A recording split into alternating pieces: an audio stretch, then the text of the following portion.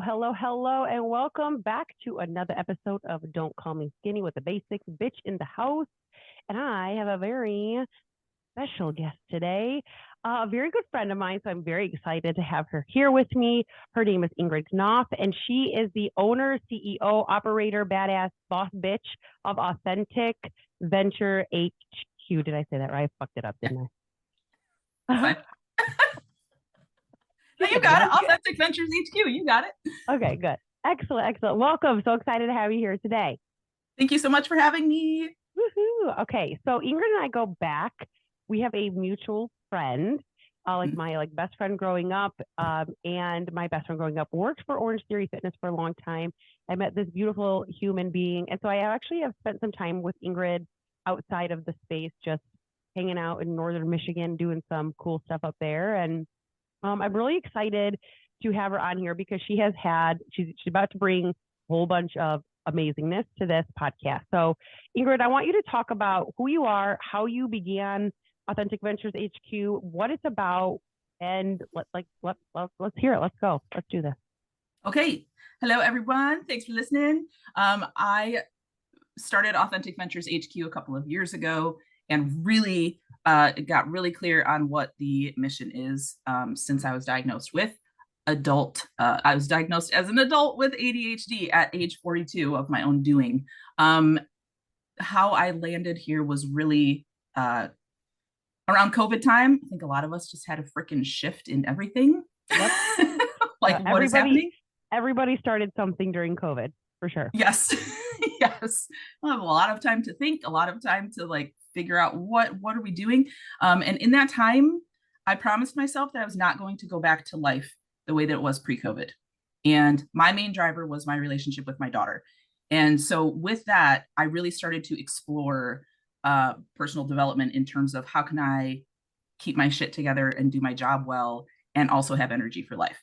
So in that journey, it led me to a diagnosis of anxiety, really learning how to manage that well. And as my anxiety became more managed, a lot of ADHD stuff started to resonate with me and it started to come out. So fast forward 2 years, because that's how long I was kind of sitting on the referral for my doctor after I asked for it. I'm like, I think I might. What do you think? Got the diagnosis. And so I figured that out. And what I can tell you is the diagnosis was great for a lot of reasons.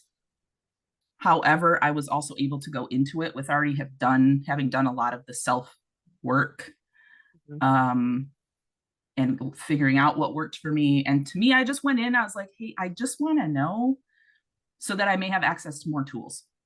I just want to know, am I onto something here or not? Right. And in that journey, what has become blaringly clear, and I've heard from people I've worked with, I personally, who are now getting diagnosed, the diagnosis process is just like, I encourage it so that you know for yourself, but you don't get much out of the end other than, hey, now you can access medication. And so I will tell you that the life lessons I learned and learning about myself prior to figuring that out, all of those methods are way more effective and way more efficient and way more useful in managing my ADHD and thriving with it and having a good relationship with it than any medication, than anything that came out of the diagnostic process.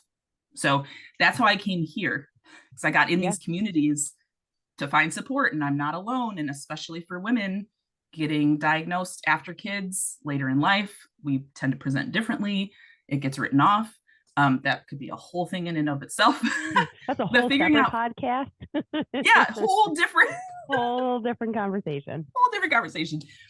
What also came from me figuring it out for myself is that I recognized it in my teenage daughter, who never, ever would have been picked up on. Never would have been seen. So she was diagnosed 5 months after me.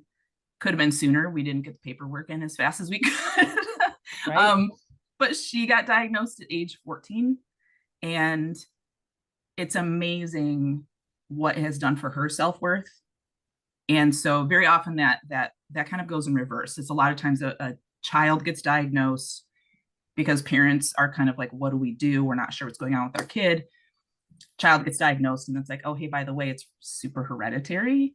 So maybe parents check it out. And then a parent will get diagnosed. Mine was opposite of that. And I'm so, so grateful I did the work to explore myself that led me there and figure that out. And now she has just like this whole different path in front of her. So my mission is to help people through their managing their ADHD and winning with it and showing it who's the fucking boss, because it's you, it's yourself. And what is in these communities is just, it's heartbreaking. It is heartbreaking to see how people just feel crushed by it. And especially when you're diagnosed as an adult, there's a whole lifetime behind that of feeling weird, feeling wrong, feeling not good enough, feeling, why is this so much harder for me than everybody else? Like it kind of gets really dark really fast, though a lot of the stuff out there is like, hey, this resonates with you. We're kind of funny. Here's a meme you'll understand because you lost your keys for the 10th time this week. And we need that. We need that to know we're not alone. And that's like a weird magical thing of ADHD, is that we do tend to have this humor. But if you get below that, it's like really, really, it's very challenging and it is not taken seriously enough. I agree. From somebody who sees it in my own children. So my oldest is on the spectrum. I've talked about this a lot. He's on the spectrum. And I really actually dislike kind of what they've done. And this is, you know, my own personal issue, but I dislike that they have added and included ADHD on the ASD spectrum, because I really truly feel like it is totally something else. You may present symptoms, if you will, or behavior, right? But it's not the same. It's not the same. Like you're talking about, like, oh, we would have missed it in my daughter, or, oh, I felt this way my whole fucking life. And was like, why is it so easy for everybody else? What the fuck is actually wrong with me? Like, what is wrong with me? Like, and that becomes that question over and over and over again.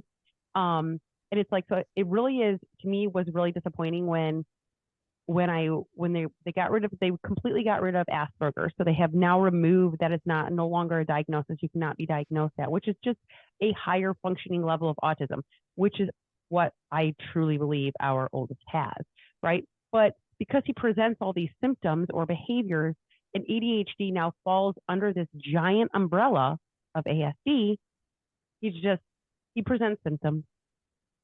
Okay. Thank you for your help. Kind of like you're talking about, like the diagnosis itself. Well, what does it do? It's just like, well, now you know you're not effing crazy. Yeah, there is something going on with you, right? So let's talk about what it is, and maybe some things that do present, maybe that we would see as like for you, you're talking about losing your keys for the 10th time. I lose my keys all the time. I just go based off the fact of I'm a psycho mom running 65 fucking different directions, trying to keep shit together, like managing my little house of tiny zoo animals, and pray to God everybody's safe and fed and well, right? So that's what I attribute not being able to find my keys to. So let's talk about like what exactly is ADHD, and what are some ways it can present that may be a little bit different, especially if you're talking about in women and adults and those kinds of things. Okay, so again, this is huge, and now my brain is pinging in like, which way am I going to go? We can go every direction you want. Okay. It doesn't matter. Let's pick one and we'll see where that takes us. So for myself, when I started to resonate with ADHD stuff, which was content on social media during COVID shutdown. Okay, so there is a place, and it is super important for raising awareness. I just completely lost my train of thought. Okay, we're talking about some symptoms that presented during COVID that you were talking about, like where you started to see things on social media that you're like, that could be me. Yes, thank you. Okay, real time brain glitch. Okay. Okay. And how many moms would attribute that to just going, well, I just got a lot on my mind. Okay, go ahead. Yeah. Oh, yeah. And let's say, anxiety in women in particular. Okay, there's like the whole medical community that, we're just not taking it seriously. For one, we make up our symptoms and we're dramatic and we're wrong. But anxiety presents in women, and if they're also ADHD, the anxiety comes out. And as the anxiety gets more handled, you can kind of see more of the ADHD. It can just be anxiety. Anxiety is just a very common, I don't even like this term, comorbidity. Yep. Sounds horrible. Coexisting. It is commonly, women with anxiety commonly, let me say it this way. Women with ADHD commonly exhibit also anxiety. Okay. That usually gets diagnosed first, which was my case. I was working with a therapist and a great primary care physician who I love, both of them. They're not ADHD specialists. So when I brought that to them, they're like, yes, I think go for it. But when the anxiety was handled, what is often the case in women is that it is actually a symptom of unmanaged ADHD. It can just be anxiety because our lives are crazy. We overcommit. What's the roles in the household? What is your particular situation? And this is where it does get really difficult to diagnose or know for sure, because there are so many variables. Mm-hmm. That isn't even taking into account each individual's lived experience. Did they have trauma as a child? Do they have trauma now? Are they living in an unsafe way now? Of course, that's going to cause all kinds of stuff. But okay, way back to what I was going to say. So when I started to resonate, when ADHD stuff was resonating with me, I thought, there's no way I have ADHD. There's no way. In my brain, ADHD was the disruptive boy in class yep. who then was put on Ritalin, and it was all fixed. Yeah. Couldn't sit still, always a talk, whatever. Yeah. That was my knowledge of ADHD at that point. That was my understanding of it, which I think is very, very common. Yep. That is still how it is presented in a lot of TV shows, just in like mass publication, whatever, wherever you're just going to see this and it doesn't pertain directly to you. That's kind of the image you have. Yep. As I looked into it, and especially looking into females, and now please take this, because the information that they're getting is so fast at this point that concepts that they had 5 years ago no longer apply. Mm-hmm. So just know I'm saying this is what I understand as of right now. Right. Women tend more towards inattentive ADHD. They've also stopped using ADD. I was going to say that too, because like my brother was diagnosed ADD, which has the hyper removed from it, right? Mm-hmm. It's just attention deficit disorder. But now all of a sudden you can't be diagnosed ADD. Yeah, it's ADHD. And now like the hyperactivity, because it's recognized, it can be externally showing, or it will be internally here. And how it will present. So maybe you're not the person who has a hard time sitting still. Like maybe you're not one who fidgets all the time, which is still less obvious. Maybe it's your racing thoughts. But something with ADHD, now the blanket term, you have the hyperactivity somewhere. It may just not show up that way. That makes sense, where it's not just like you're tapping, like can't sit still, like twitching and all these things, but your brain. So this is actually really interesting, because my husband and I had a conversation about this on Saturday. We went to this big gala thing, you know what we were doing Saturday. Your fancy party, yes. Yeah, it's our fancy party. I only say that, sorry, it's like so funny, but we were Marco Poloing each other, so that's why. And so anyways, I was having this whole conversation with my husband about how I'm really annoyed that he has these levers. I was like, you have levers that can shut it down and turn things on, and then you have levers that can do the opposite, and you have levers that shut stuff off. I said, I don't have levers. I don't ever stop. It never goes away. I can never just shut something off. I can never just like quiet this thing. It's like, oh, I'm thinking about this and I'm thinking about that. And so it's like going through this whole process of literally in the moment, like these are the things that my brain is currently Rolodexing. And he just looked at me like, wow, like in all seriousness, in the most genuine way possible, said, that has to be exhausting. Thank you for your fucking validation. I love you so much. Give me a kiss. like that. So I'm wondering, like, maybe I'm presenting, but then again, it's like, how do you really know? And anyway, so I just thought I'd pull that because that's a very true thing where I have these levers that I cannot shift on and off. And my husband he can just shut it off. And he's just like moving on with life. Okay, I'll worry about that in 25 minutes. Like, I don't need to worry about this right now. I'm like, I don't have a lever. I don't have that lever. Yeah. Yeah. That, I mean, having a quiet brain is not something that I know. And it is something that a lot of, as people get diagnosed, or it is commonly reported with when they try medication for the first time, that it's like, oh, wait, I don't have 25 million thoughts. And I know this is the thing I need to do, and I'm going to do it. It's like, wait, is that how neurotypicals live? Because it's so much fucking easier. Yeah. Now, Yeah. I was, and it's, go ahead. I was going to say medication, that's a whole topic too. I'm not pro or anti. I am pro figuring out what works for you. Yeah. It can be a great tool. It also does not mean it's a lifetime commitment if you try it. Yeah. And there are statistics, especially for youth. Like my teenager, this was super important for me to kind of wrap my head around, was undiagnosed or mistreated ADHD, especially in teenagers. I mean, they have a lot of hormonal stuff going on already. Yep. There are some crazy statistics out there about how much that increases the likelihood for addiction, how it increases the likelihood that they are going to self-medicate one way or another. Mm-hmm. And if medication is introduced and managed well, those stats come way down. Mm-hmm. So that helped with, as we dove into that with her. And she was in these, she was 14. I mean, she's in these conversations. And I also have my own experience that I could share with her. And so we are not afraid of medication. We also know that we have side effects with all of it. Sometimes it's worth taking and sometimes it's not.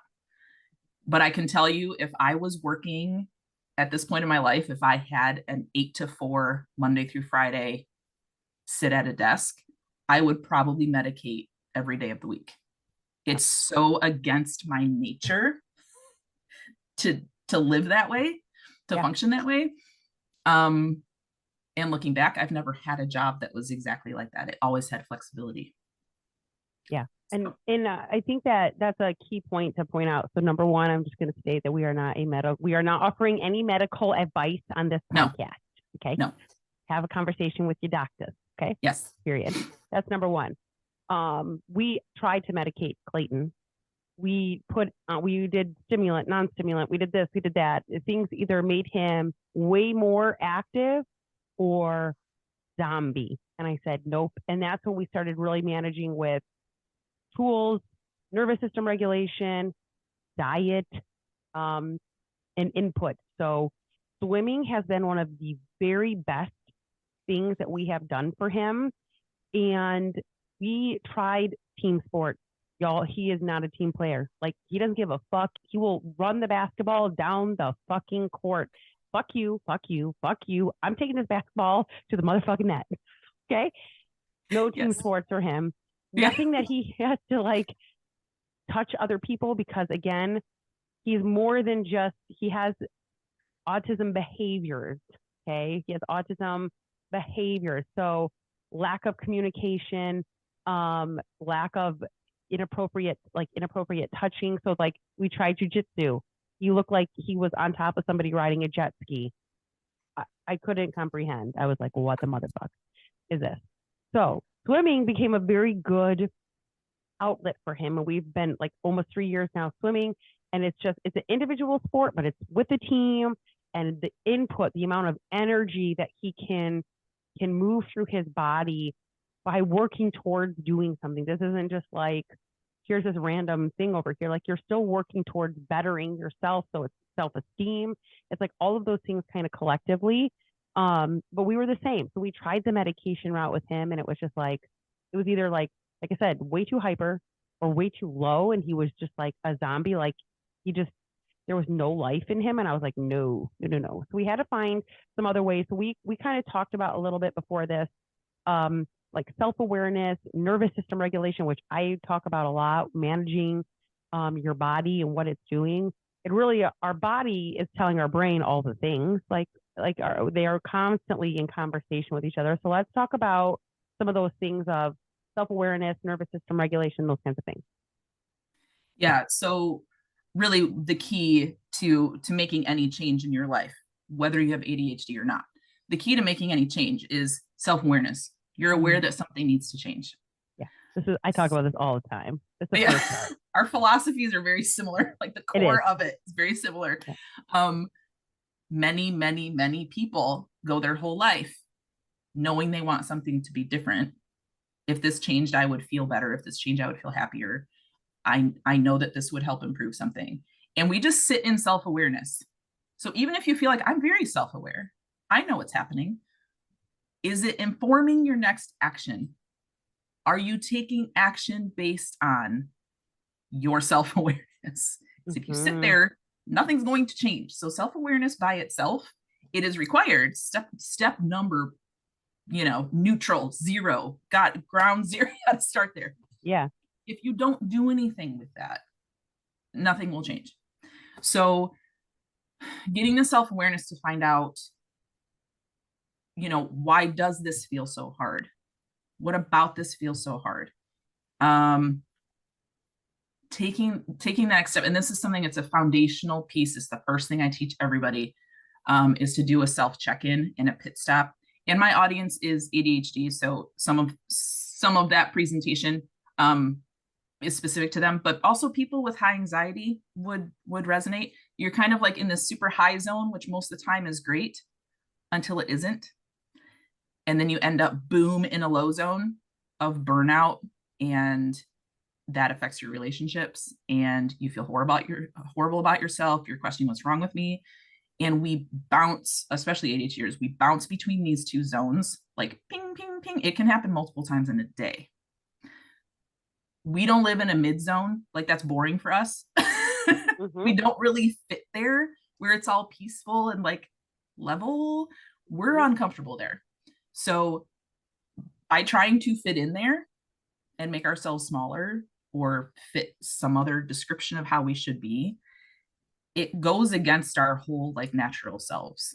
So the self check-in, the pit stop, is what I teach people to grow their self-awareness, get ahead of those bottoming out, hitting the lows, and also be able to come out of them faster. That can only happen if you're in touch with yourself, but it gives you a way to kind of check in. And the strategy is not complicated. Most strategies for managing ADHD are not complicated. What's complicated is ADHD, because consistency is not our jam. And also part of that is, as I point to my big C on my sweatshirt for consistency. Yes. And it is like, we want to be consistent, and we have these moments where we're like, okay, this is the thing, it's going to change my life. And then it doesn't. A checklist is not hard. Having a post-it note system is not hard. It's what else is there to this? And we have to tie it to something that's very meaningful to us. Our long-term vision is not great. Like, we're very nearsighted. And I'm saying ADHDers. We're very nearsighted on what's right in front of us. And also, this task that could be here that we know we need to do is really boring, and we don't want to do it, like laundry, dishes, cooking, like the monotonous stuff of life, the recurring things of life. Oh, but we see this thing over here, and oh, that's not where it's supposed to be. I'm going to go put that away. And as soon as we leave a room, we're in a new environment, and our brain goes to that environment. So we can literally be holding a thing in our hand that we were on a mission to go put away. And they were standing in a room, and we're like, why do I have this thing in my hand? It's maddening. It's so frustrating. So building systems into your life is very important.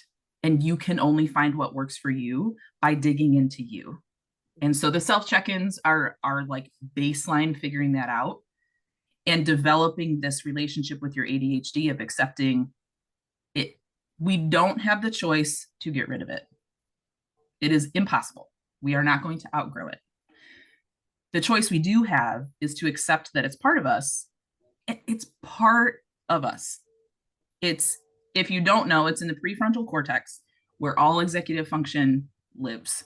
That's really what it's all about. If you have been diagnosed ADHD and your doctor did not talk to you about that, which they probably didn't, I got no education. I got no vocabulary given to me. I got no, hey, do you know what ADHD actually is? There was none of that. So I strongly encourage, if you have not looked into executive function in your prefrontal cortex and how that works with ADHD, look into it, check the dates of the stuff that you're reading, make sure they cite their sources. This is like layman's terms, not medically correct, okay? All decision making, figuring out what is most important, prioritizing, all of that is here. It's all your logical. It's all your logic. It's where your logic comes from. Yes. And a lot of, in a neurotypical, their prefrontal cortex, a lot of that just kind of works behind the scenes automatically. Like they don't have to think about, I need to brush my teeth every day. It becomes just a habit and it lives in their like boardroom of their prefrontal cortex. It's like, that's just something we do. It takes effort for ADHDers. Like things, it is very difficult to get them scheduled in to be automatic. So again, systems and processes are important for us, and setting up our environments to support repetition is very important. We need visual cues typically, and so that we can rely on that. So it's this tricky thing of, we need structure, but not too much structure because it has to be flexible. And if you have a high executive functioning day, those are the days where you feel really good. And you're like, oh, wow, I'm doing the things. Oh, wow, I actually like, I lived my life today and I Right. did the things and I felt really good.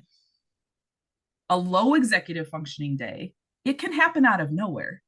That is part of ADHD and emotional regulation. The more you become aware of yourself, you can start to see that coming.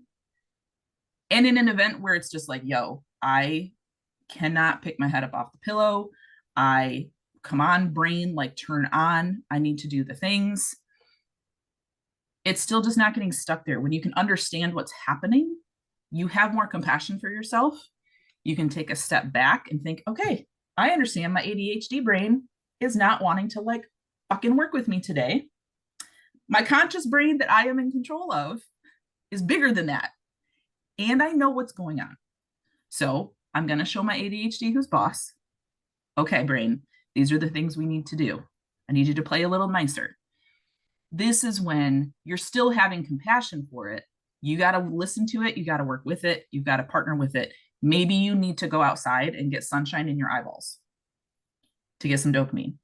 Maybe you need to really make sure you get your protein breakfast in to help create some dopamine. I think Sarah likes that advice. Did you hear that, ladies? Protein brekkie. Okay. Protein brekkie. So I talk a lot about this of nervous system regulation, and it's not like necessarily, again, it's not like something I've been like certified in or anything, right? But there's some just commonalities between what you're talking about, what I'm talking about, where I will tell people, change your environment, get outside, get some fresh air, go on a walk, pet your dog. It can be as simple as writing something down. Like a lot of my clients have a really hard time with sleep, and whether it's falling asleep or staying asleep. So I'm like, take a Post-it note or a notebook with a pencil and just write down what you're thinking about. Sometimes our brain just wants to be heard. It's like, I just need to get all these, I just hit myself in the face. I just need to get all these things out. Dude, my Italian hands are off the hook.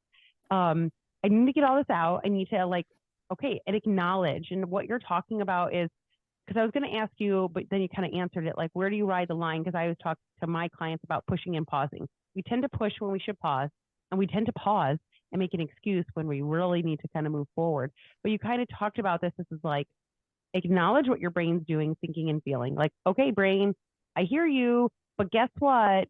We still got shit to get done. So I'm going to acknowledge that we're feeling this way. I'm going to let my body know, hey, this is okay to have this moment, but we need to get the fuck up and go get some shit done. Yes. And it is, I was talking to someone about this the other day because I was advising them to take control of their emotions. And that is not the same thing as ignoring them or over intellectualizing something. I am all about feel all the feels. Feel all the feels, they're telling you something. And we are human. The trick is when our emotions kick in, which is a natural response, we decide how much power we're giving them. It doesn't mean gaslighting ourselves. It doesn't mean, no, I don't feel this way. That means, no, I am feeling, okay, here's an example. I'm in this loop of feeling like I'm really mad at my ADHD and I'm so pissed that I have this and it ruins my life. And gah, okay. Having angry feelings about it makes sense. Mm-hmm. Yeah. It is hard and it is misunderstood. How you choose, how long are you staying there? How long are you staying there? Have compassion with yourself. It makes sense that you're feeling mad about it. Okay. Does that get you to the next step? No. How much energy are you putting into that? That is not intellectualizing it. That is recognizing what's happening and making a choice. Yep. Some people like to set a timer. I'm going to allow myself to be raging mad for 2 minutes. I got timer cubes, y'all. I just tell them I have timer cube. Yes. Visual timers. If your phone is evil for you, like dangerous as an ADHD, visual timers. Yeah, doom scroll. That's what will happen on the phone. Doom. I'm like, oh, I'm going to go set my timer. Oh, but I got this little thing on Instagram over here. Let me go check that out real quick. Oh, yes. It's very much about being intentional. You can't be intentional without self-awareness. The more you learn to set your intent before heading into something, the more success you're going to have. And the more, I don't like the word control, but you're going to feel more in control of it. Yeah. It's a choice. So instead of control, let's say choice. You have a choice. Either have a good relationship with your ADHD and understand really like why, because it is endlessly fascinating to know really what ADHD is impacting. And then you see, how is that showing up in my life? How is that impacting my relationships? I mean, you just start to see where it is that you can work with. You can work with that and you have a choice over it. And your whole self is more than your freaking, prefrontal cortex. And it's all part of you. Right. But it's not all of you. So right. Yeah, it's a part of who you are, but it doesn't define who you are, essentially. Correct. Yeah. And for yeah. Go. I was gonna say, for people who are really stuck with accepting that, like back to that example, if you can't move past the anger, if you are grieving, which is a very common thing after adult diagnosis, grieving, if I had known this, my life would have been so much different. That too is a very real, valid, natural response to processing all of this. If you're really struggling with that, like you can't get over that hump, that's where therapy, I strongly recommend that. As a coach, it's guiding you through, okay, this is a partnership. My role is to help you find what works for you. So it's voicing that with each other, providing a safe space where if I ask my client a question, I often have to coach them through, don't tell me what you think I want to hear. Mm-hmm. That's what we're used to doing. Don't take a minute and find your own answer and share it. And then we can work with that. So like knowledge is power. sorry, back to the brain dumping thing you were talking about with writing things out. I have kept a notebook by my bed since I was probably 13 because I recognized it helped me sleep. I mean, yeah, it was just something I figured out for myself at age 13. Brain dumping is what I call it. Yep. Get it out. When you are stuck in this like rumination and your 500 million thoughts, whatever, just write. If you like to type, just type. That is why journaling has such huge impact. Get it out. Something I found very helpful, which never it surprised me. Video yourself. Even it's like talking to yourself in the mirror. Affirmations, and people are so uncomfortable with it. Get it out. Yeah. Get it out. If it's not written or typed, say it. And this is where it's actually called soundboarding, where you're in a safe space and you can just talk and brain dump. And a lot of times by the end of that, you're like, oh, I'm actually fine. And I know what I need to do. Right. Yeah. It's important for any human. For ADHDers, it's really important because one, we don't necessarily have a lot of safe spaces. We don't feel like we can truly be ourselves and get all that out because people look at us like oversharing, too much information, not appropriate. Like, I don't want to know this. I don't understand why you don't want to know what my poop looks like, Ingrid. Just get over it. I'm just gonna tell you what my poop looks like. Get over yourself. I'm always fine with that conversation. Like, really, it's interesting. Not everybody is though. Not everybody likes that. Like, so you find your safe space, and it's really that. It's like, where can you truly be yourself? Get that out of your head, and a lot of times that's enough to just resolve it. I also wanted to say too, with ADHD, what it really is. All of this vocabulary needs to change. All of the naming needs to change. It stands for attention deficit hyperactivity disorder. We do not have an attention deficit. ADHD is we tend to have lower levels of dopamine. That's science. The attention is actually that we take in everything. So it's actually that our attention is everywhere, more so than a neurotypical. And we can't filter out what is most important. Again, not a medical explanation, but it's a way to add understanding to it. This is also, it makes sense why we feel overwhelmed all the time. We tend to have really high empathy and we take on the feelings of other people. Noise, it's really loud. Visuals, the lights are too bright. Some people can hear the electricity in the walls. That's usually attributed more so to autism, but we're taking in everything. So then we feel overwhelmed almost all of the time. And we're trying to hold it together because we should be able to go to the grocery store without losing our shit. But we're going to the grocery store, the kid's hanging on us, someone is yelling over here, there's a bunch of people, the lights are really freaking bright. Now I have to move out of someone's way. I have to stand and wait in this line. And then we just lose our shit. And it's like, what threw you over the edge? Because I'm like this all the time. Yeah. All of it threw me off the ledge, actually. Thank you. All of it did. I was trying to hold it together. And when you're living like that, it's like, oh my God, we're overwhelmed all the time. But that's really what it is what is her name? Mayim Bialik, is that her name? She played Blossom. Oh yeah. She's phenomenal at explaining this stuff. But it really is the inability to filter our attention, to like direct our attention at what we need to actually direct our attention to. So it's a little different than just, it's not attention deficit. It's that it's wide open and we're taking it all in. So that's where do I start? I have this thing I need to do. Where do I start? Because I see the 25 steps.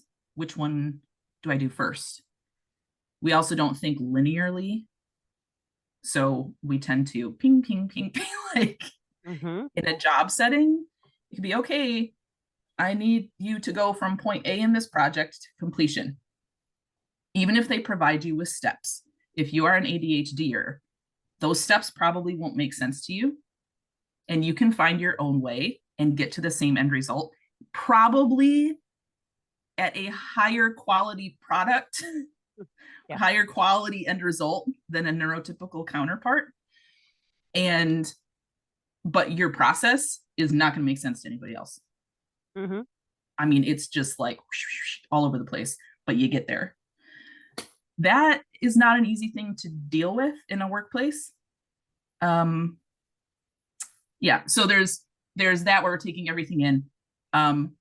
What medication can do is it helps narrow that. It helps narrow kind of the inputs, which can make it feel like it's a little easier to do the thing that you have to do.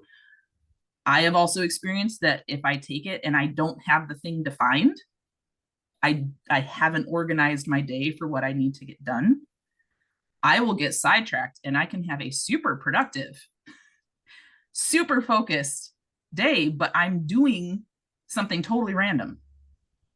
So again, the medication can do so much. There's a whole bigger picture to it. So you don't need to medicate with it. It's more about the other systems that you have, in my opinion.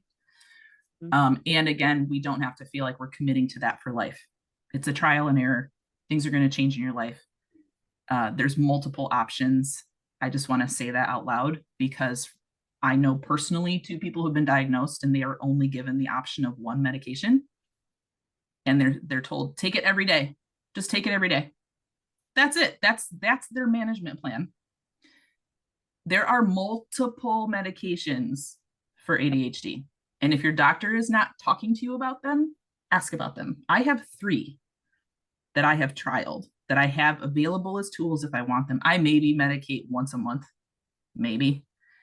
It just really depends on the, what's happening. So talk to your doctor.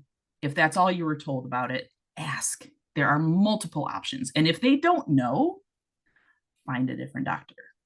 It's fair. I'm not bashing physicians. It's fair they don't know because they're not an ADHD specialist. And the information coming out is at rapid pace right now. And every individual human is different. So, yeah. So there's so many parallels as you're like speaking. I'm like literally have my sticky notes of notes. So I'm like, oh, I want to touch on this and I want to touch on this and Okay. So the first thing I want to say is I really just literally talked in front of a group of moms at this Empowered Moms event about AAA, not the insurance company. Okay. Awareness, acceptance, action. Okay. AAA is the process of how I lost my weight and have maintained my weight loss. That is the process. For so long, for so many years, for 32 years, it was awareness, action, awareness, action, awareness, action. Okay, but why the fuck do I have to keep going back to awareness without understanding, right? Well, because I never accepted that Herbalife was not the answer and Weight Watchers was not the answer. And I just fucking love scooping carbs with carbs. And I need to accept that that's what I got myself here, regardless of a diagnosis, regardless of a gut problem, regardless of a hormone imbalance, regardless of having children, all these things, like I still have to own the responsibility of my own self actions. And without accepting those things that got me here, and for somebody like, say, who is an ADHD, it may not be like it's your brain. It's not necessarily like you have to accept that it's your fault. Your brain's this way. It's the acceptance of like, this is just who I am. Like I had to accept that this is going to look different. It might be harder. Nothing I do might look like what anybody else does. And accepting that it's okay. Like it's all right for me to feel this way. It makes sense for me to be overwhelmed this way. All these things, right? So that's something I wanted to touch on because that parallel is huge in this space. Also, I'm going to touch really quick, just like she's talking about, you guys have heard me talk all the time, doctors, physicians, I should say, your general practitioners, they're not specialty doctors in any fucking thing. Nothing. So when your doctor, you get on the scale and you're 35 pounds overweight. Your doctor tells you stop eating carbs. Rice is bad for you. Ugh. All this shit, guys, they don't fucking know what they're talking about. And that's not a dig on them. They do what their job is very well. They take your blood and they manage whatever the fuck they manage, right? Or they refer you to specialists. Just like she's talking about, the majority of these doctors have no idea anything about ADHD or medications for it. And I didn't even know that you could get it from your general practitioner. I always thought you had to go through a psychiatrist to get, because it's medication. For the brain. I mean, you typically mental, but yeah, you need some level of diagnosis to get the medication, but we were diagnosed, not a full psych exam, not a full psych eval for our teenager, but they had a paper form that is accepted. And I filled it out, my daughter filled it out, and her dad filled it out separately. No cheating. We submitted them to her pediatrician. All of the graph, like whatever system they use, was identical. She was clearly inattentive ADHD. That was enough of a diagnosis to then get a prescription from her pediatrician. Okay. Mine, I did do the full psych eval, but my PCP referred me. And here's the thing. My PCP and my daughter's pediatrician have shared, they have ADHD in their family, which I feel like is why our experience has been relatively really great, because they have a personal vested interest in it. Sure. So that can make a huge difference. And no, I'm definitely not slamming physicians for not being ADHD specialists. No, it's just it's just I mean, reality of it. They're, it's varied in when you go through medical school, like think of all the things that are out there, like, yeah. It's huge. So to kind of, to make progress, let's say you're in queue for diagnosis, which for some people is just not even feasible financially. There can be wait lists in parts of the world. There are wait lists of like 3 years for kids. Gee. So, and there is an Adderall shortage, which is the #1 prescribed thing for adults. There's an Adderall shortage. So with all of that considered, because some of these crazy people are using it to fucking lose weight. Well, yeah, that too, that's not going to help your eat. If you're taking Adderall and forgetting to eat on top of that, it's not going to help your ADHD symptoms at all. No. 0%. Your nervous system is going to be jacked up. Yeah. Sorry, I didn't mean to interrupt, but like, that's the reality. Like, people are like, oh, I take these pills. Well, what are they? They're Adderall. That is not for weight loss. Like, that is mind-blowing. What's happening? Oh. Mind-blowing. Yeah. But all of those factors, knowing all of that, is even more incentive for you to take the reins on it for yourself. Yeah, for sure. Do not wait 3 years to get a diagnosis if you are seeing all of this ADHD stuff really resonate with you. Yeah. Now, you won't have access to medication, but I'm telling you, the medication is one tool. So don't put a pause on figuring out all the other things that you can do for yourself, waiting for that. Like, there is so much emphasis put on that. And again, like the diagnosis process, my friends who were just diagnosed told Adderall, take it every day. That was the outcome. They have an official diagnosis, but that was their management plan. And I'm like losing my mind. Yeah. And it's just like me when somebody gets told, here, just go on Wegovy or Ozempic or eat this soy food and I'm like, this is not the answer. It's not the answer for this. Like, not even close, right? No. One thing I wanted to touch on is you're talking about nervous system regulation. So something I think that is more, and I talk a lot about my clients with this. So I feel like sometimes a lot of people do not feel like talk therapy actually is effective for them. I've been in therapy for years and I'm still same fucking issues. And we talk a lot about nervous system regulation. What you're talking about is like the inability to filter. So you're constantly overstimulated. So I often refer to this as like becoming the trash panda at the end of the day, because you don't have the fucking capacity to give a shit about eating. You're just like, give me the sour cream and cheddar chips, give me the bottle of wine, bye bitches. And that's where we're at, right? And that's why this conversation is so important. So I talk a lot about somatic therapy. And somatic therapy is actually going into the body and starting to recognize these behaviors.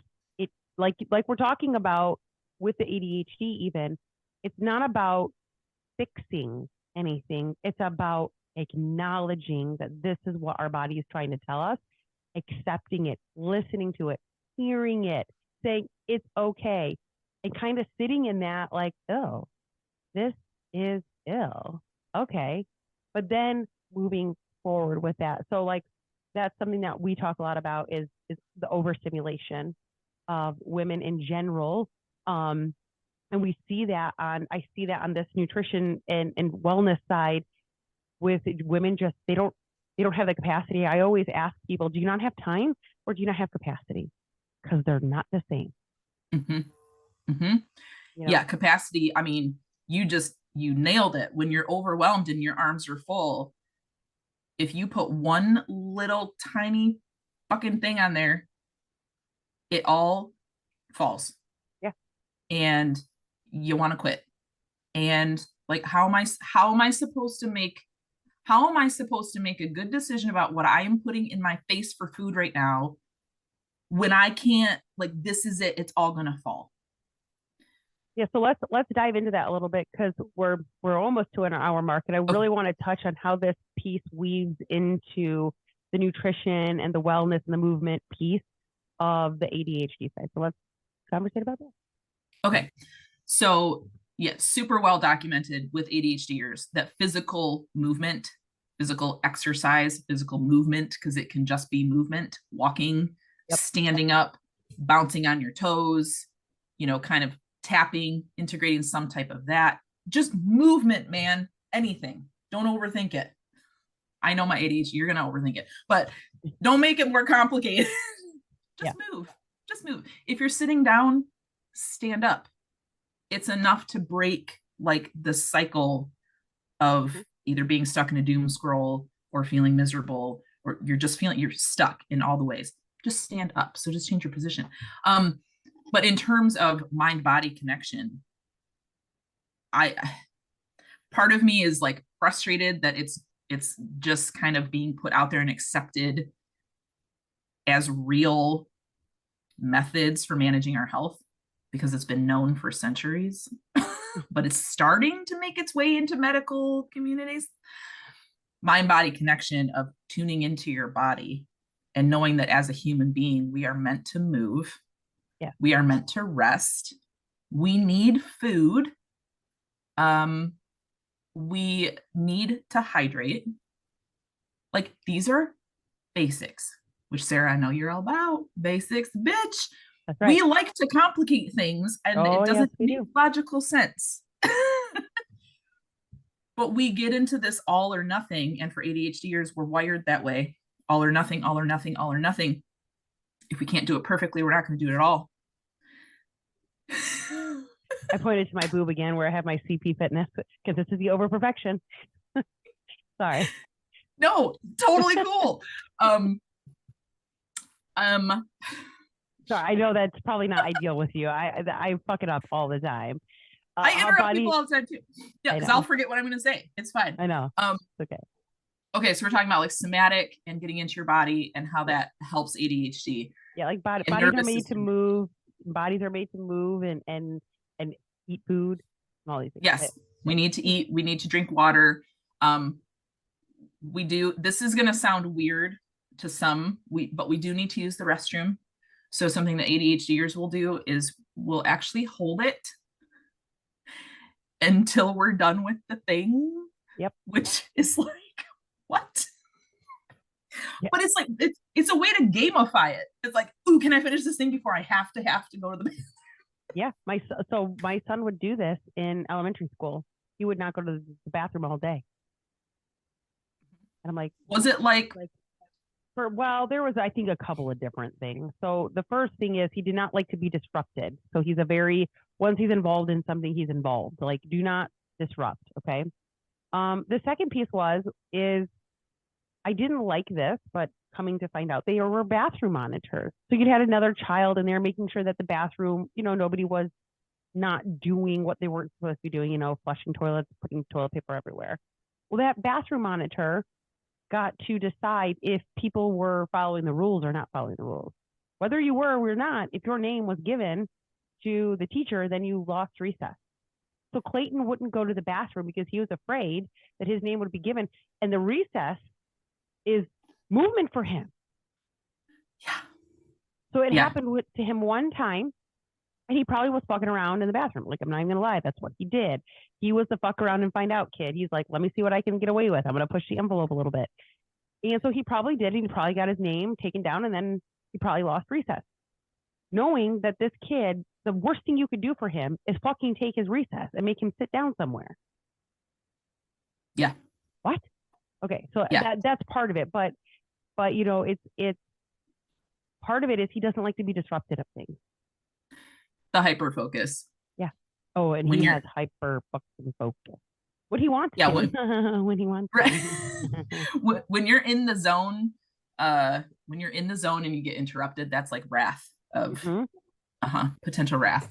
Especially when it's Fortnite, let me tell you.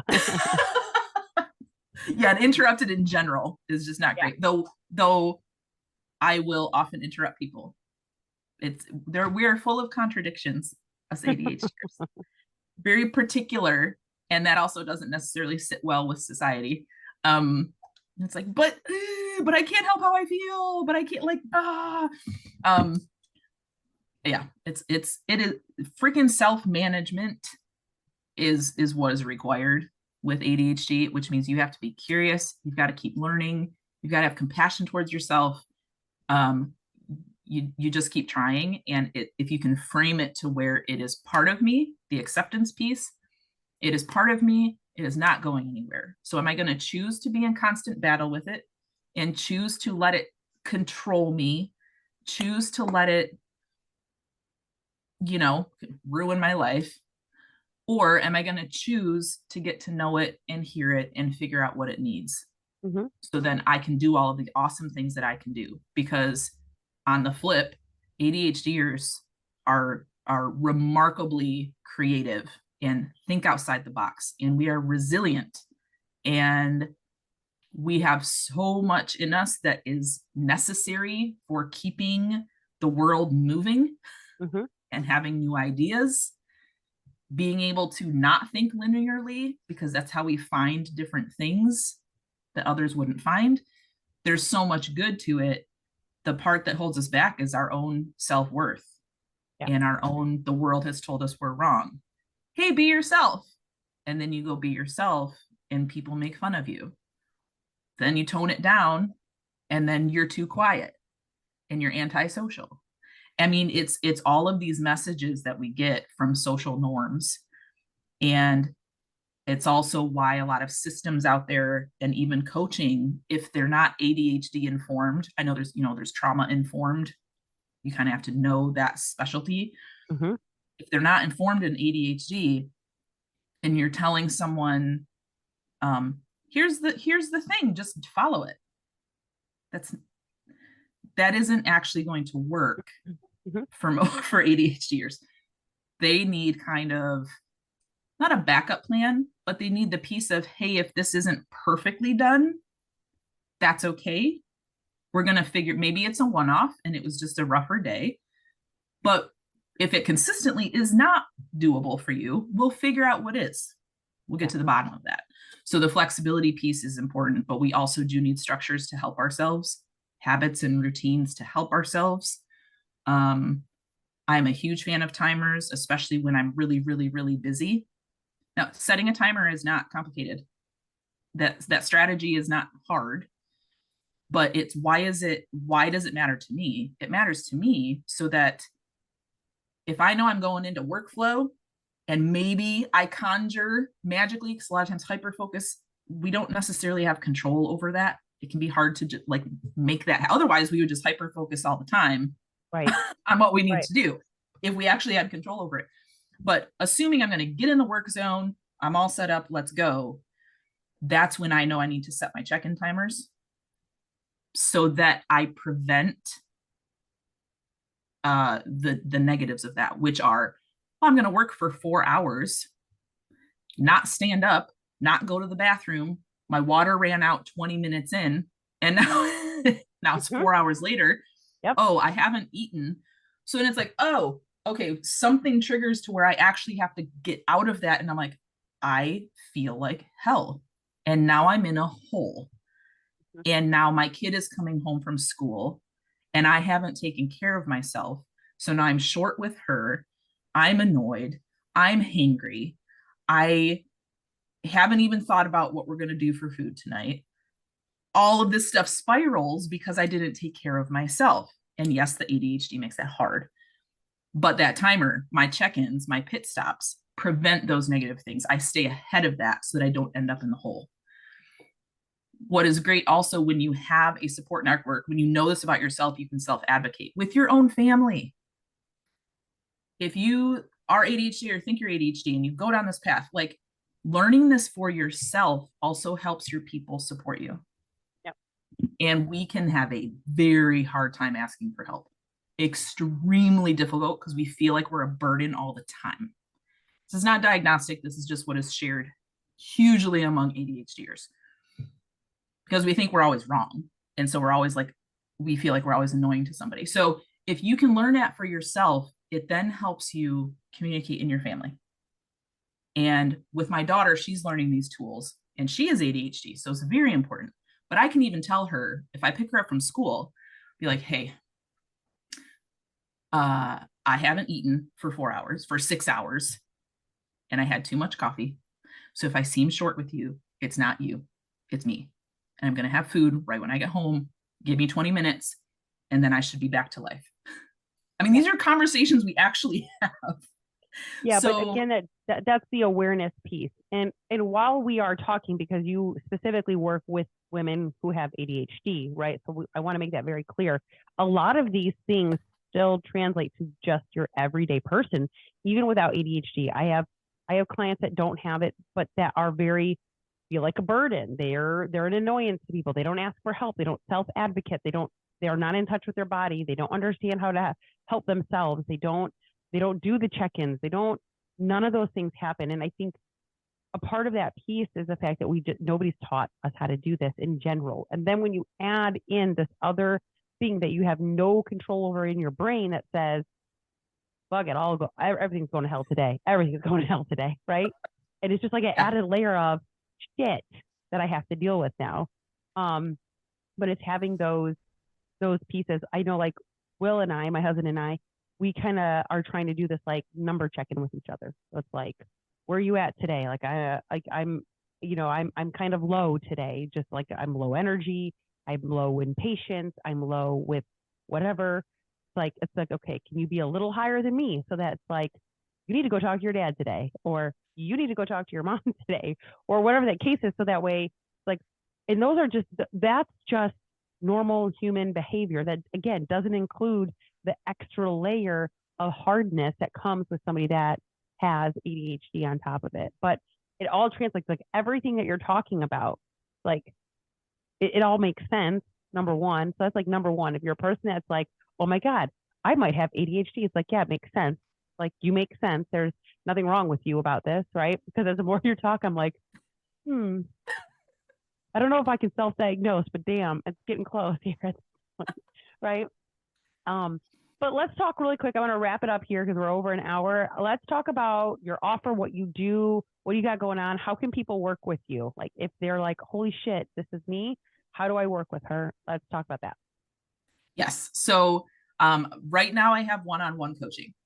That is what I have. I really advocate for the 8-week package.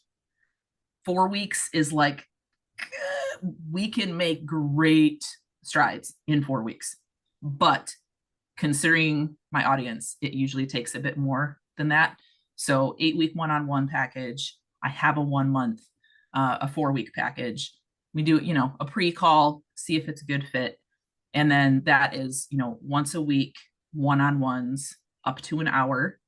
because of my audience, if we feel like we've gotten through what we need to, I don't drag it out for the full hour because you might be done, and that's okay. Right. Yeah. So that's okay. And then it's 7 days a week. There's a messaging platform. So as you go to implement whatever we've discussed in your week between our one-on-one sessions, you can contact me. And that frequent access is super important in the beginning, for sure, because you're entering a whole new space for yourself.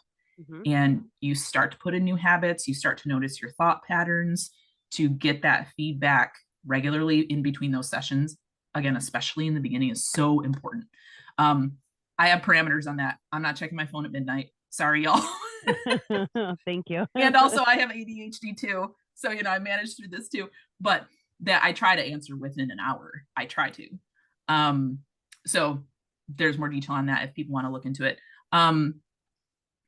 It really, that's what I have right now. I am working on a course, but that will be a few months out, where there's a self-paced portion and the modules will be very brief because, again, my audience. Bite-sized. Yep, bite-sized pieces. You could spread it over the duration of the course, or you can binge it. Probably many will binge it, but again, it's about taking action with that. So cool. You get it all in your brain in one session, whatever, but then it's implementing it. So that will have support pieces to it as well. That's a few months out. The one-on-one coaching is right now. 2 months, 1 month, we go from there. For this audience, I have the launch pricing, which is a 30% discount to get going. So contact info. Do you want me to say it verbally? You can. It'll all be linked. I'll link it in all the show notes. So okay. So look in the show notes. I'll have my Instagram. DMs are fine. My email is there, ingrid@authenticventureshq.com. So reach out to me directly in any way, and then we can go from there. So yeah. Well, thank you. Thank you. I know this has been a long time coming. Actually, we've had many conversations around this. So this is it's the parallel. I don't even know the word I want to say. The parallelity. I don't even think that's a word, but the parallels. Let's say that's probably a word. Is astonishing. I always talk about the parallels between weight loss, nutrition, and my business, right? But then we're looking over here at this thing over here, and it's a lot of these same things that I teach, these tools, these conversations that we have. It's it's the same conversation. It's not the same, but it is. It's the same base, and I think that's kind of what the point is. It's we all need to get our own base here. Get your base.